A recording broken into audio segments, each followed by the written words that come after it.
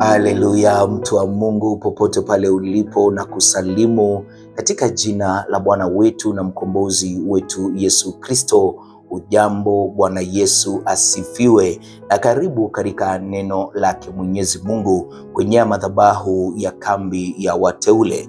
Mimi naitwa mchungaji Benson Mwanza, na pasipo na kupoteza wakati ningependa tuweze kuliangalia neno lake Mwenyezi Mungu katika kitabu cha Warumi. Ni mstari tunaujua, Warumi sura ya 8, Warumi sura ya 8, na nitasoma ule mstari wa 28. Warumi sura ya 8, nitasoma ule mstari wa 28, na Biblia inasema hivi: nasi twajua ya kuwa katika mambo yote Mungu hufanya kazi pamoja na wale wampendao, katika kuwapatia mema, yaani wale walioitwa kwa kusudi lake. Narudia tena, nasi twajua ya kuwa katika mambo yote Mungu hufanya kazi pamoja na wale wampendao, katika kuwapatia mema, yaani wale walioitwa kwa kusudi lake. Baba, zungumza nasi kupitia hili neno lako. Baba, katuhimize. Tumia hili neno kuinua moyo wa mtu mahali. Tumia hili neno kujenga imani ya mtu.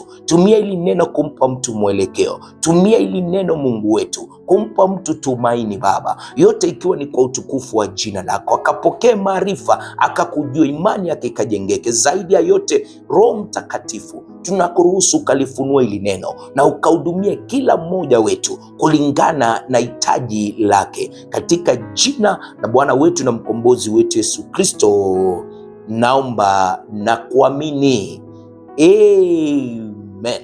Ni neno lake Mwenyezi Mungu siku hii ya leo, na hapa tunaona mtu wa Mungu hapa ni Paulo anakuwa analihimiza ili kanisa lililokuwa pale Roma, na hivyo anakuwa anawaambia mambo na ambayo ni muhimu zaidi. Anakuwa anawaambia, tunajua vizuri kabisa kuwa katika mambo yote Mungu hufanya kazi pamoja na wale wampendao. Underline hiyo, pamoja na wale wampendao. Kwa hivyo kama unampenda Mungu, hata wakati hali zinaonekana kuwa ngumu, hata wakati hali zinaonekana hazipendezi, elewa ya kwamba Mungu anafanya kazi pamoja na wewe, maana unampenda, katika kukupatia mema. Hata katika hilo linaonekana kuwa mbaya, Mungu kuna jema anataka kutoka kwa hilo, yaani wale walioitwa kwa kusudi lake. Bwana Yesu asifiwe. Na hivyo siku hii ya leo, mtu wa Mungu popote pale ulipo, tunajua ya kwamba maisha yana majira tofauti. Hiyo ni jambo lazima tuelewe. Kuna siku za furaha katika ya maisha.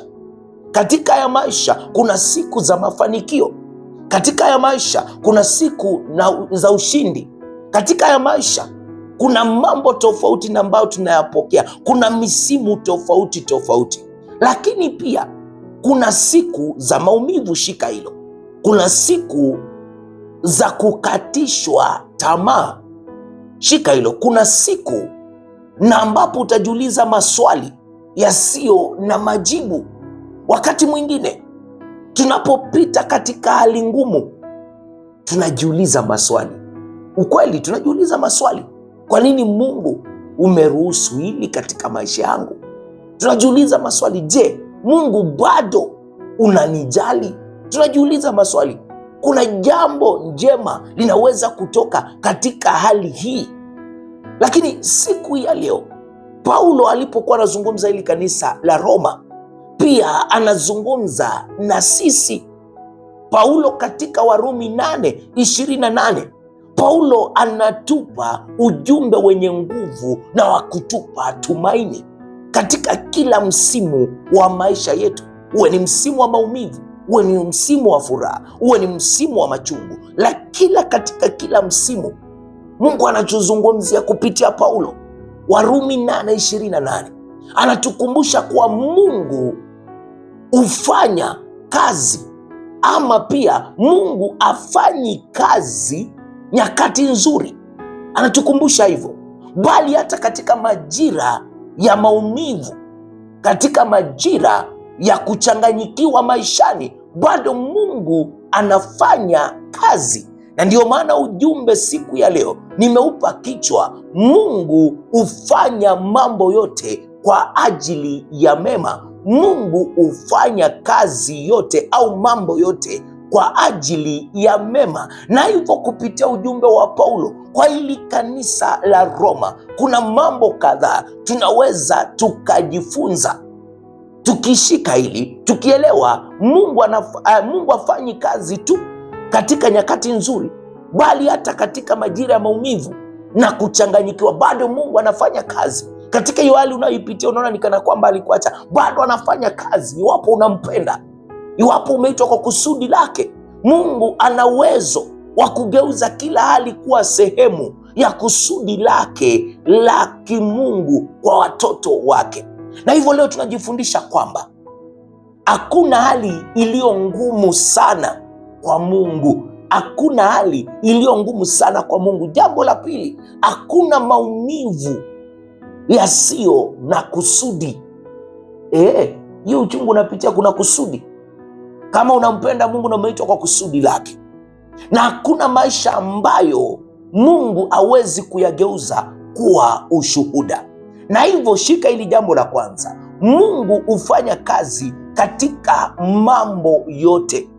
Biblia haisemi baadhi ya mambo, inasema mambo yote. Furaha, majaribu, mafanikio na hata mateso vinaweza kutumiwa na Mungu kwa kusudi kubwa zaidi. Najua nazungumza na mtu. Furaha, majaribu, mafanikio, machungu, hali ngumu, hata mateso vinaweza vikatumiwa na Mungu kwa kusudi kubwa zaidi katika maisha yako. Wakati mwingine hatuelewi kinachoendelea sasa, lakini Mungu anaona mwisho tangu mwanzo. Mfano mzuri katika Biblia, Yusufu, Biblia inakuwa inazungumza katika Mwanzo, katika kitabu cha Mwanzo. Niruhusu nisome ile sura ya 50 mstari wa 20. Biblia inakuwa inazungumzia kuhusiana na Yusufu, aliuzwa utumwani na ndugu zake, lakini mwisho Mungu alimuinua ili kuokoa maisha ya watu wengi. Tulipokuwa tunaambiwa ile hadithi tukiwa Sunday school, hata wale ukisoma Biblia labda unaonaga kina ndugu wa Yusufu walikuwa waovu sana, lakini kile hatukujua ni kwamba Mungu alikuwa anatenda mema katika hayo mambo mabaya ndugu zake walikuwa wanamtendea. Ule wakati Yusufu alionekana kupitia mambo mazito, mambo mabaya na mbaya hawezekani, lakini yalikuwa anafanya kazi kwa kusudi la Mungu. Hatimaye aliokoa dunia nzima, maana baa la njaa lilipokuja, yeye ndiye alikuwa msimamizi, waziri mkuu kule Misri. Hata ndugu zake walienda kununua chakula kule. Mungu hufanya kazi katika mambo yote. Hata hilo unaona likiwa mbaya, hilo unaona wamekutendea, kuna kusudi la Mungu katika hilo. Kuna jambo Mungu anataka kutenda kupitia hilo, na hivyo usiyahukumu maisha yako kwa hali unayopitia sasa. Usiyahukumu maisha yako kwa hali unayopitia sasa. Mungu bado anaandika hadithi yako. Bwana Yesu asifiwe. Biblia pia inatuambia, na pointi yetu ya pili, ahadi hii ni kwa wale wampendao Mungu. Hii haifanyi kazi kwa kila mtu, ni kwa wale wanaompenda Mungu. Kumpenda Mungu ni zaidi ya maneno, na Yesu Kristo anatuonyesha mfano mzuri. Anasema, iwapo unanipenda utazishika amri zangu, na ukizishika amri zangu Baba yangu wa mbinguni atakupenda, na akishakupenda tutakuja. Kwa hivyo kumpenda Mungu ni kuzishika amri zake. Kumpenda Mungu ni zaidi ya maneno. Inamaanisha kumtii, inamaanisha kumtumainia, inamaanisha kutembea naye kila siku. Na hivyo upendo wetu kwa Mungu hutupa nguvu ya kusimama imara hata katika nyakati ngumu. Na hivyo siku ya leo unaweza ukajiuliza, je, moyo wangu uko karibu na Mungu kweli?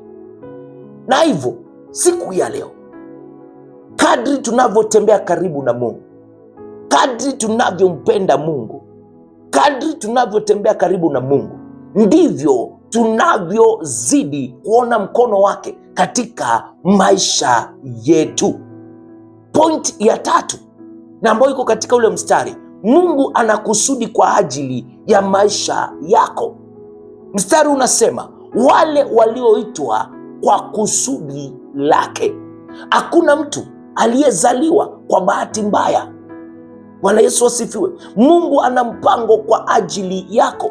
Mungu ana mpango kwa ajili ya familia yako. Mungu ana mpango kwa ajili ya huduma yako. Mungu ako na mpango kwa ajili ya kazi yako. Mungu ako na mpango na maisha yako yote. Yeremia 29 mstari wa 11, maana nayajua mawazo ninayowawazia ninyi ni mawazo mema, si mawazo mabaya, ni mawazo mema ya kuwapa tumaini katika siku zenu za usoni. Na hivyo siku ya leo, changamoto zako hazifuti kusudi la Mungu. Anatumia hizo changamoto kuafikia hilo kusudi. Na hivyo jifunze kumwangalia Mungu, jifunze kumtazamia Mungu, na utaona maisha yako yakibadilika. So long as unampenda na umeitwa kwa kusudi lake. Na elewa, hukuzaliwa chini ya jua tu, uko na kusudi chini ya jua. Kwa hivyo kilichosalia ni nini? Ni wewe kumpenda. Bwana Yesu asifiwe. Jambo la 4 nikimalizia, endelea kuamini wakati unaposubiri.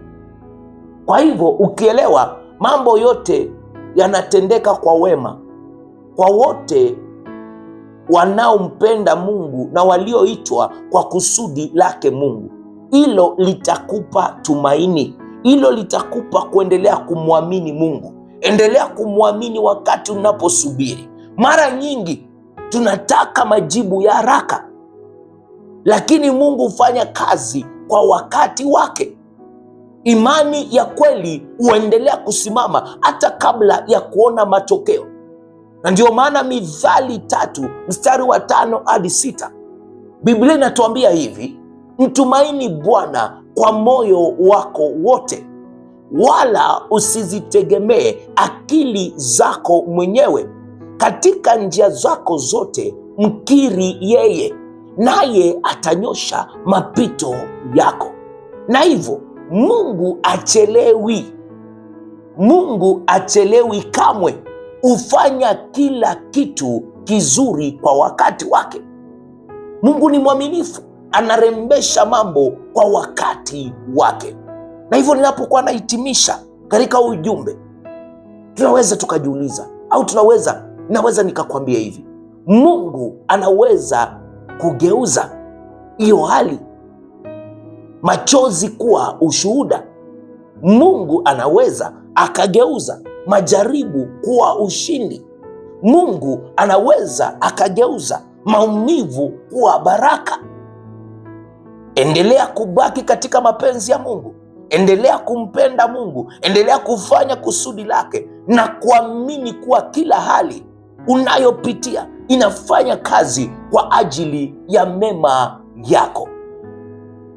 Naweza kamalizia na kukuuliza haya maswali. Je, bado unamwamini Mungu katika hali ngumu, au umekata tamaa? Ni eneo gani la maisha yangu au maisha yako unayohitaji kumkabidhi Mungu kikamilifu? Je, unaamini kweli kwamba Mungu ana kusudi njema kwa maisha yako?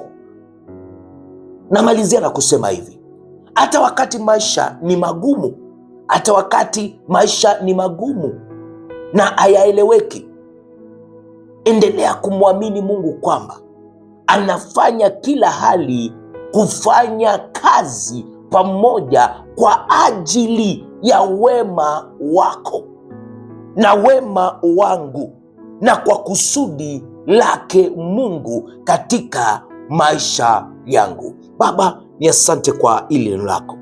Wewe mfalme uketie nzini, yote umetukuka na umeheshimika milele yote.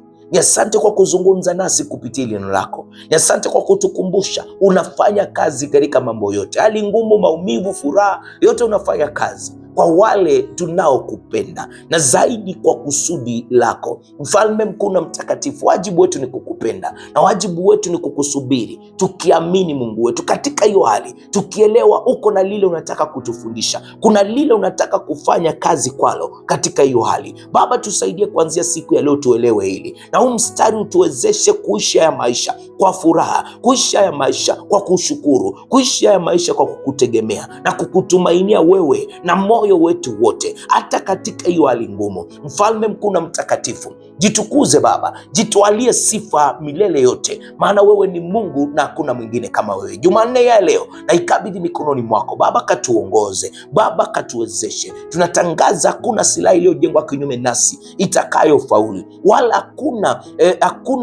hakuna ulimi uliosimama kutuhukumu. Unatuambia kwamba tuhesabu kuwa ni makosa, na hivyo tunatangaza tunapoamka na kuelekea katika shughuli zetu za siku Baba, tumebarikiwa tuingiapo na tutokapo, mashambani na mjini. Sisi ni vichwa na wala sisi si mkia. Sisi tumepona na wala sisi si wagonjwa. Sisi tuna nguvu na wala sisi si wadhaifu. Mfalme, jitukuze na ujitwalie sifa siku ya leo, katika jina la Bwana wetu na mkombozi wetu Yesu Kristo naomba na kuamini, amen. Asante sana kwa kulitazama hili neno lake Mwenyezi Mungu siku ya leo. Mungu akubariki, Mungu akuzidishie. Mimi naitwa mchungaji Benson Mwanza. Kumbuka kusubscribe kwenye hii YouTube channel Kambi ya Wateule, na zaidi pia nambari zangu ziko kwenye runinga yako, ziko kwenye screen yako, ziangalie pale, mtolee Mwenyezi Mungu na hivyo itakuwa ya baraka zaidi. Zungumza nami kupitia hizo nambari, najua itakuwa ya baraka. Hadi hiyo kesho, mimi nakupenda sana na kuacha na neema ya Bwana wetu Yesu Kristo na upendo wa Mungu Baba na ushirika wa Roho Mtakatifu ukae nasi sasa na hata milele. Amina na kwaheri.